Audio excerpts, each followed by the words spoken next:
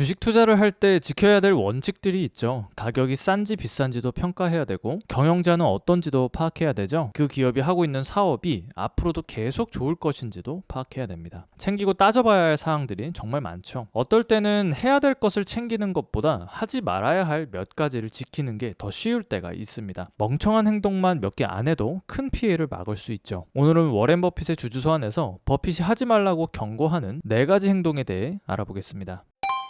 첫 번째는 신주 공모입니다. 기업 공개라고도 하고 IPO라고도 하죠. 뉴스 보면 따상, 따따상 이런 말들 많이 나오잖아요. 어떤 말인지부터 먼저 설명을 간단히 드리겠습니다. IPO를 할 때 공모가를 정하는데요. 이 기업의 적정 가치는 얼마다 이렇게 추정해서 정합니다. 공모가를 정한 뒤에는 상장할 날짜를 정하고 기업이 주식시장에 등록됩니다. 상장하는 날에는 그 주식이 거래가 되겠죠. 장이 열리는 9시에 거래될 때는 공모가에 거래되는 게 아니고요. 공모가의 90에서 200% 정도의 거래가 됩니다. 공모가의 200%에 시작을 해서 그날 상한가를 치면 그걸 따상이라고 부르고요. 이틀 연속 상한가를 치게 되면 따따상이라고 부르게 됩니다. 인터넷에 어떤 기업이 따상됐다, 따따상했다 이런 뉴스 많이 접하시죠? 이걸 보면 분명히 IPO로 돈을 버는 사람들이 있는 것 같은데 버핏은 왜 하지 말라고 하는 걸까요? 그 이유는 IPO를 하는 주체에 달려 있습니다. IPO는 기업이 하죠. 상장을 하는 시점도 기업이 정합니다. 시장이 좋으면 IPO를 하고 시장이 좋지 않으면 IPO를 안 하면 되죠. 언제 한다고 정했다가 시장이 안 좋아지면 취소를 하기도 합니다. 생각을 해보자고요. 기업의 오너가 자기 기업을 싸게 내놓겠습니까? 최대한 비싸게 받으려고 하겠죠. 그래서 항상 IPO는 시장이 과열됐을 때 많아집니다. 가치가 1인 기업을 0.5에 절대 줍줍할 수가 없습니다. 아마도 비싼 값을 치르게 되겠죠. 좋은 사업 모델을 가진 기업에 투자하더라도 비싼 값을 치렀다면 회복하기까지 시간이 아주 오래 걸릴 겁니다. 반면 주식을 그냥 시장에서 사면 어떻습니까? 그레이엄에 따르면 시장은 미치광이죠. 비싼 값에도 팔았다가 싼 값에도 팔죠. 시장에서 주식을 싸면 헐값에 살 수 있는 기회가 옵니다. 가치가 1인 기업을 0.5에 줍줍할 수 있죠. 그래서 버핏은 IPO에 참여하는 것보다는 그냥 주식시장에서 기업을 매수하는 게 낫다라고 주주서한에서 말하고 있습니다.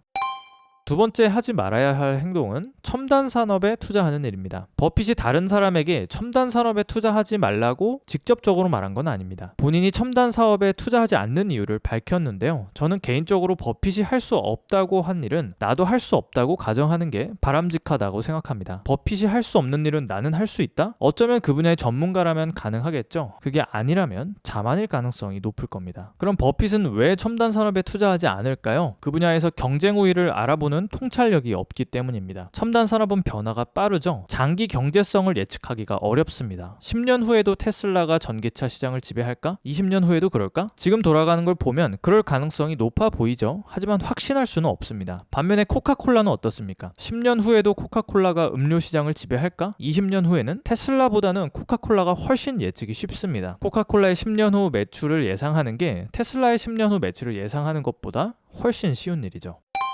세 번째 하지 말아야 할 행동은 변동성에 희생당하는 일입니다. 변동성은 주가의 움직임을 말하죠. 변동성이 크다는 것은 주가가 많이 올랐다가 많이 떨어진다는 뜻이죠. 변동성이 작다는 건 주가가 적게 오르고 적게 떨어진다는 뜻입니다. 변동성 자체는 위험이 아닙니다. 단기적으로 주가가 떨어져도 무시하면 되죠. 좋은 기업을 골랐다면 시간이 지나면서 실적이 개선되겠죠. 개선되는 만큼 주가도 오를 테니까요. 하지만 잘못된 시점에 매도를 하는 사람에겐 변동성이 위험이 됩니다. 지나치게 대출을 받은 사람들은 금리가 상승하면 현금 흐름이 부족하게 되죠. 이런 사람은 약세장에 주식을 매도하게 됩니다. 심리적 압박에 굴복하는 사람들도 약세장에 주식을 매도하게 되죠. 약세장에는 미디어에서 온갖 공포를 조장합니다. 주가가 낮을 때는 위험이 가장 낮은 시기인데도 말이죠. 멘탈이 받쳐주지 않는 사람은 이럴 때 주식을 매도하게 됩니다. 버핏은 이렇게 말합니다. 진정한 투자자라면 변동성을 환영해야 한다.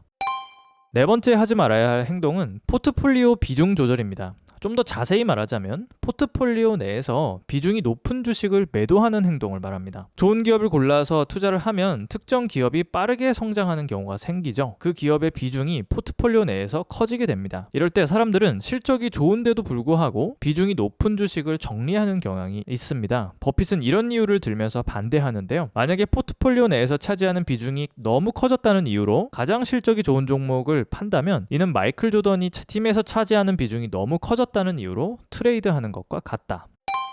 오늘은 버핏의 주주 서한에서 하지 말아야 할 행동 4가지를 소개해 드렸습니다. 여기까지 볼수록 부자 되는 채널이었고요. 구독 눌러주시면 유익한 영상을 받아보실 수 있습니다. 시청해 주셔서 감사합니다.